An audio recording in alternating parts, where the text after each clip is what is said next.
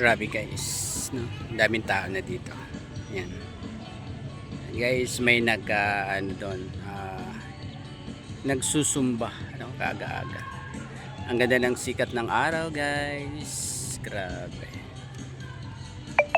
Thank you, God. Today is Saturday. Ayan. Hawat-hawat, guys. Ano, kitang-kita. Kitang-kita ang haring araw.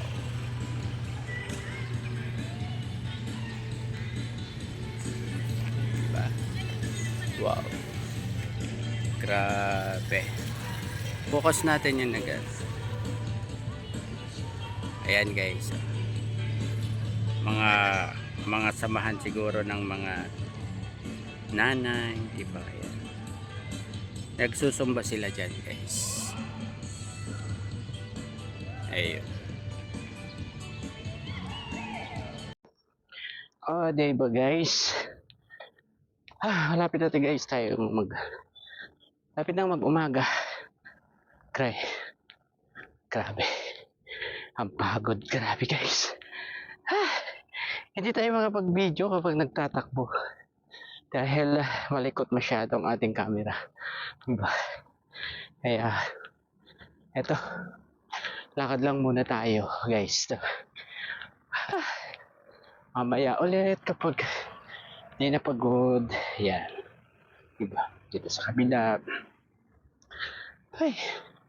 Good morning po sa lahat. Good morning po ulit, guys. Ayan. Grabe. Ang dami na, guys. Marami nang nagtatakbo dito.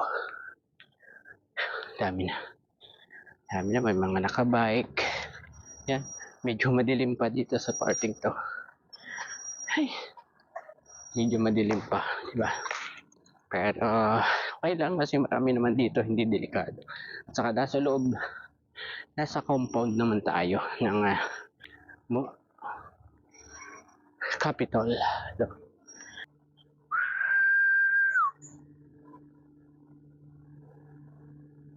Ayun guys, good morning. Eto tayo, magbablog po ulit tayo. Ito po guys ay kunwari tayo ay naka-live. Ang topic po natin ngayon ay yung aking naging content kagabi. Guys, yung tungkol sa pag-post sa ating Lady Beyonce, guys, sa EDC. Pero bago ang lahat, guys, pakisuportahan po muna ang ama ng Kalingap, Kuya Bal Santos Matubang, Ate Edda Vlogs at Kalingap Rock. Guys, itong ating content na ito ay parang live lang, no, guys, na ini-off ang comment section. Guys? Ayun, dahil nga po doon sa ating content kahapon, ay maraming nag-comment na liquid doon, guys. Pinangunahan na raw magdesisyon, pinangunahan na raw si Kalinga Prab, pero hindi po yun hindi siguro niya pinanood ng husay yung ating content. Yung sa akin ay kung totoo lang na i-post talaga ang EDC ay ano yung mga pwedeng maging rason, 'di ba guys? Yun lang yung sinabi ko sa aking content, pero minasama ng iba, pinangunahan ko na raw si Kalinga Prab na i-post ang EDC, di ba? Marami talagang fans guys na sobra ang sobra ang negative ng kanilang mga utak, guys. Sinabi ko lang naman doon yung mga posibleng dahilan ni Kalinga Prab kung bakit mapopost muna itong EDC. Pero wala tayo, hindi natin mapiplease ang lahat guys, di ba? Hindi natin mapiplease na magustuhan ng ating mga content, di ba? Sa totoo lang guys, hirap na hirap talaga akong kumuha ng content ngayon, di ba? Nang dahil daw sa live ko kahapon ay may mga nag-comment na talagang parang ipopost talaga itong EDC dahil sa mga kaguluhang nagaganap sa EDSI community, 'di ba guys? At ayun, nag-research tayo, no? Nag-research. Ay nasabi pala yun ni Kalinga Prab doon sa live ni ni Beshi, 'di ba? Na baka itigil muna dahil bakit daw napakagulo ngayon ng EDSI, dati naman ay hindi. At sino ba yung mga nagpapagulo na yan, guys? Guys, comment kayo ha, live ito. Live po ito na may konting issue, topic, at meron ding pagod vibes naman guys, di ba? Ayun, comment kayo guys para ating masagot ang inyong mga comment kung masama ba yung naging content ko kahapon, pinangunahan ko ba si Kalinga Prab, pinangunahan na ng mga viewers ng pagkakalat na matitigil muna ang EDSI, guys. Pero ang totoo guys ay baka hindi po dahil busy lang siguro si Kalinga Prab dyan guys, kaya hindi muna na-vlog ang EDSI. Hintay-hintay na lang po tayo. Yung iba kasi masyadong nega kakagad kapag narinig yung mga ganyang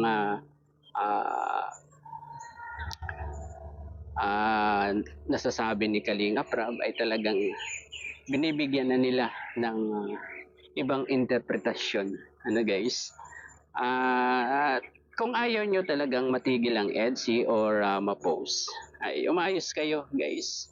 Umayos yung mga nega dyan, yung mga nagtatapik ng kaguluhan, yung mga away-away na yan, ay kailangang hindi po kayo mag-away, magkasundo po, nasa isang community lang po tayo, at ipatupad natin sa ating sarili yung Kalingap, one Kalingap, one family, diba guys? Yun, naisingit ko lang ito guys dahil wala, nasasaktan lang ako do sa ibang comment sa aking vlog, sa aking upload kahapon, wala namang masama doon sa kung yun, at yun ay kung sakasakali lang na matigil itong EDSI, di ba? Yun, sinabi ko lang yung mga posibleng mga dahilan, although 3 lang yung dahilan na yun, baka meron pang iba na alam si Kalinga Prab kung bakit ititigil itong EDSI, Pero sa kaguluhan naman guys, okay lang yan, yung mga away-away na yan. Huwag lang po madadamay si Kalinga Prab, si Kuya Val, sa mga pangbabash, di ba guys? Pero itong ating binata ang talagang, ayun, namamalmaan ng mga pampabas ng iba, di ba? Kaya sana matigil na nga yung mga kaguluhan na yan. Iwasan po natin kung gusto nyo na magdire-diretso pa ang EDSI. Kawawa din naman kasi yung dalawa. Kasi yung dalawa ang naiipit sa mga ganyang kaguluhan ng ibang mga nagla-live, ng ibang upload, lalong-lalo na yung mga kolorom, di ba guys? Maraming kolorom ang talagang magtatapik dyan, sa sinabi ni Kalinga Prab dyan sa live ni Beshi, guys. Ayun, yan lang guys, nakakasama lang ng loob kasi may nasabi pa sila sa ating content, wala namang tayong nasabing masama doon, di ba? Iniugnay ko lang yun doon sa mga nag-comment sa aking live kahapon, di ba? Yun lang po yun. Kung ako ang tatanungin guys, ay ayaw ko ring matigil ang EDSI, ayaw ko rin pong matigil ang EDSI dahil nakaisa yan sa nagpapasaya din sa akin kapag boring ka o kapag merong upload ng bagong EDSI ay talagang masaya tayong lahat, di po ba? Kaya wag niyong masamain yung ko. At kung sakasakali naman po na itigil ni Kalinga Prab yan, ay okay na rin, di ba? Okay na rin naman para makapahipahinga naman yung dalawa at makapag-focus lang sa mga ginagawa niya, no, sa mga pinagkakabisihan nilang dalawa, tulad ni Lady Beyonce sa kanyang pag-aaral, at ito namang si Kalingap Edo sa kanyang channel, 'di ba, guys? At abangan na lang natin ano yung vlog siguro nila ay baka February na, no? Sa birthday na ng ating binata, 'di ba? At meron pang susunod yan, guys, 'di ba? Yung sa Korea nila, yun na lang abangan natin, pagpahingahin muna natin itong ating binata at dalaga, no. Talagang naaawa na rin po ako sa kanila, 'di ba? Sa mga napapanood natin sa Facebook, sa mga nababasa natin sa mga comment section diyan, ay talagang kailangan na nila talaga ng pahinga muna, ano. Siguro mga 1 week, 'di ba? Alam ko naman 1 week lang 'yan kasi magbe-birthday na itong ating binata. Alangan namang hindi 'yan i-vlog ni Kalingap Rab, 'di ba? Ayun, guys, 'di ba? Ano pa ba?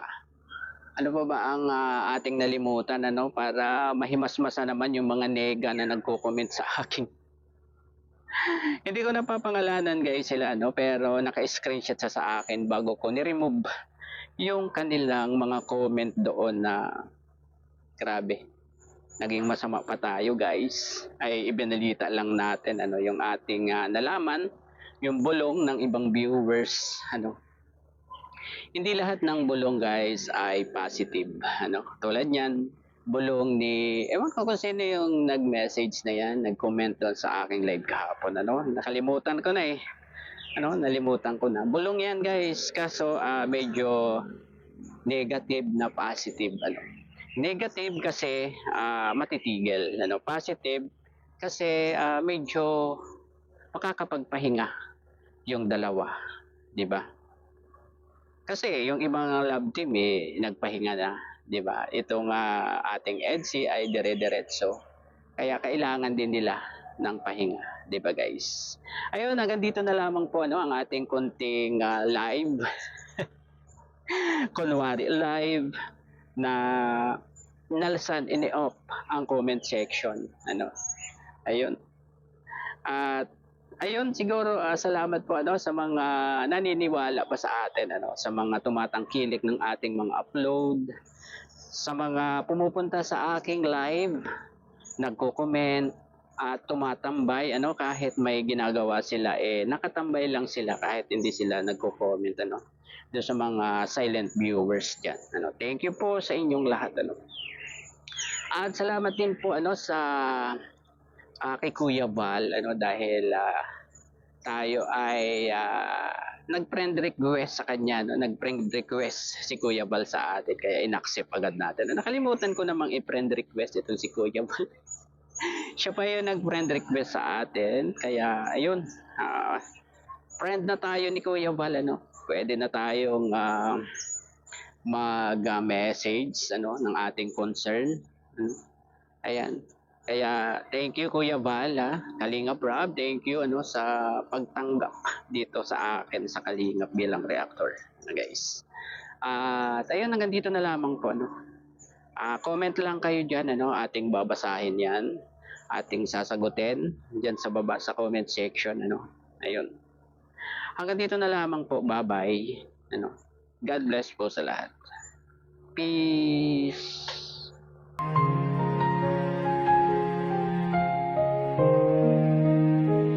Lumaki akong sanay sa pangakong napuputol, sa mga salitang nauuna pero nauubos. Natuto akong magmahal ng may distansya, para kapag umalis ka, hindi na masyadong masakit. Bawat yakap may reserbang takot, bawat ngiti may nakatagong luha. Pinili kong wag umasa kasi ang umasa madalas nasasaktan. Hindi mo ko pinilit maniwala, hindi mo rin ako hinila. Nanatili ka lang sa tabi ko hanggang kusa kong sumuko. Sabi ko, hindi ako para sa pag-ibig ng puso ko'y sanay nang masugatan. Pero dumating ka, tahimik at sinira ang mga paniniwala ko noon. Ayokong umasa, ayokong umibig ng ganito. Pero sa lahat ng batas na ginawa ko sa sarili ko, ikaw lang ang nilabag ko.